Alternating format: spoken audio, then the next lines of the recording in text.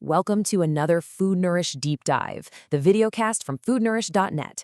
This is where we get into all kinds of topics like health, food, supplements, and different ways to approach wellness.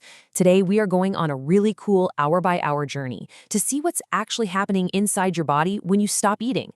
So let's kick things off with this really powerful idea from our source material. Fasting isn't about starving yourself, not at all. It's more like a built-in feature, a metabolic reset button that your body is literally designed to press. Understanding how and when that button gets pushed, well, that's everything. Here's what we've got on the agenda. We're going to start with the basic science, the why behind it all.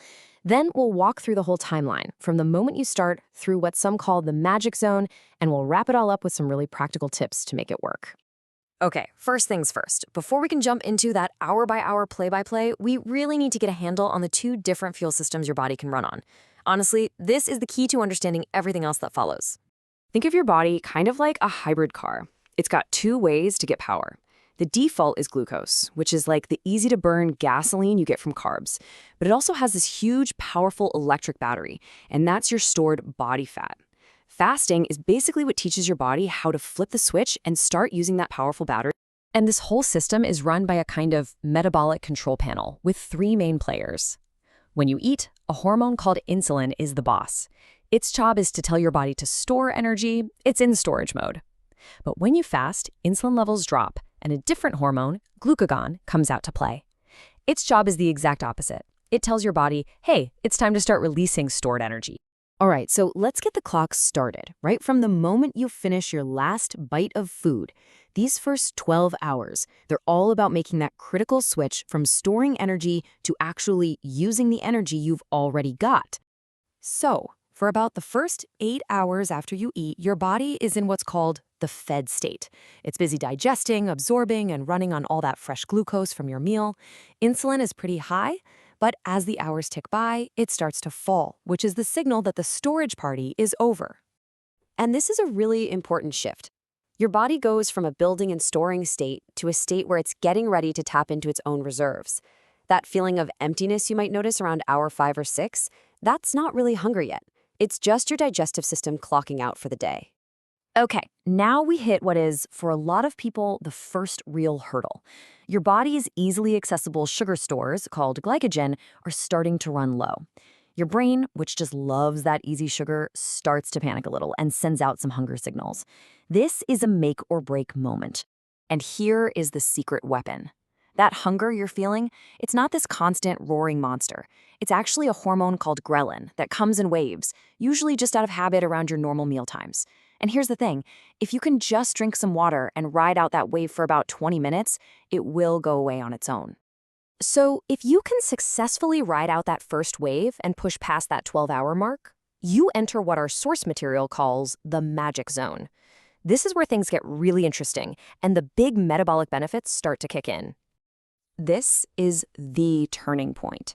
With your quick access sugar stores nearly empty and insulin at rock bottom, your body finally says, okay, time for plan B, and it flips the metabolic switch.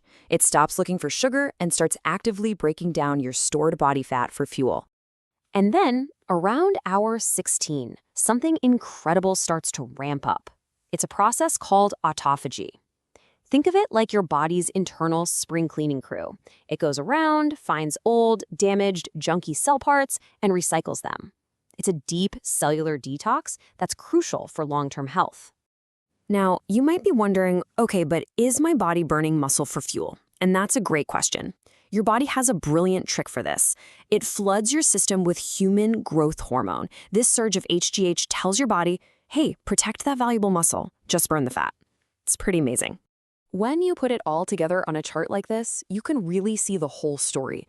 Look at that beautiful inverse relationship. As insulin goes way, way down, HGH and fat burning go way, way up, peaking in that 16 to 24-hour window. And notice the hunger hormone, ghrelin, it spikes early and then just drops off. The hunger really does fade. Now, before we see what happens when you go even longer, I wanted to mention that if you're looking to support your own wellness journey, you should check out foodnourish.net/deals. You'll find a ton of great deals on supplements and wellness products from top brands like Perpetual Life, iHerb, Source Naturals, Nootropics Depot, and Bio Optimizers. The link for that is right down in the description. All right, for those who practice longer fasts, we are talking 24 hours or more, the benefits just keep on stacking up. But I do want to say this is definitely more advanced territory. Once you get past 24 hours, your body enters a state of deep ketosis, where your brain is running super efficiently on an alternative fuel called ketones. The source material also points to some really deep benefits, like triggering stem cells to repair your gut lining and even clearing out old, worn-out immune cells to make way for new ones. It's like a full-on immune system reset. But again, fasts this long really require experience, and you need to know what you're doing. Okay, let's talk about something that's just as important as a fast itself, but so many people get it wrong: how you end your fast. Seriously, if you do it wrong, you can undo a lot of your great work. For most daily fasts, like a 16-8 schedule, the plan is pretty simple. You want to reintroduce food gently. Start with some protein and healthy fats first. This prevents a huge blood sugar spike that can make you feel tired and crummy. Give your digestive system about 20 or 30 minutes to wake up, and then you can have your full meal. Now, if you've done a longer fast, you have to be even more careful. Your digestive system has been totally asleep. The recommendation is to start with something super gentle, like bone broth. Wait a bit, then move to some soft cooked foods. This is absolutely crucial for avoiding digestive upset. And what if you hit some bumps in the road, especially when you're just starting out? Don't even worry about it. Most of the common side effects are temporary and honestly have really simple fixes. You might get a headache, which usually just means you need a little salt. Or maybe you feel a bit cold, which is totally normal. Some people even have a little trouble sleeping at first. These are just signs that your body is adapting. According to the source, almost all of these little issues just fade away within a couple of weeks as your body gets fat adapted. We're going to end on this thought because it's such a powerful way to reframe this whole thing. It's not about what you're missing out on by skipping a meal. It's about what you are gaining, giving your body the time and space it needs to do the deep maintenance work it was designed to do. Goodbye, listeners. We really hope this deep dive has been helpful. You can find a link to the source article in the video's description for all the details. If you like this video, please give it a like to help us grow our channel and continue delivering these deep dives. And of course, be sure to subscribe so you never miss another one.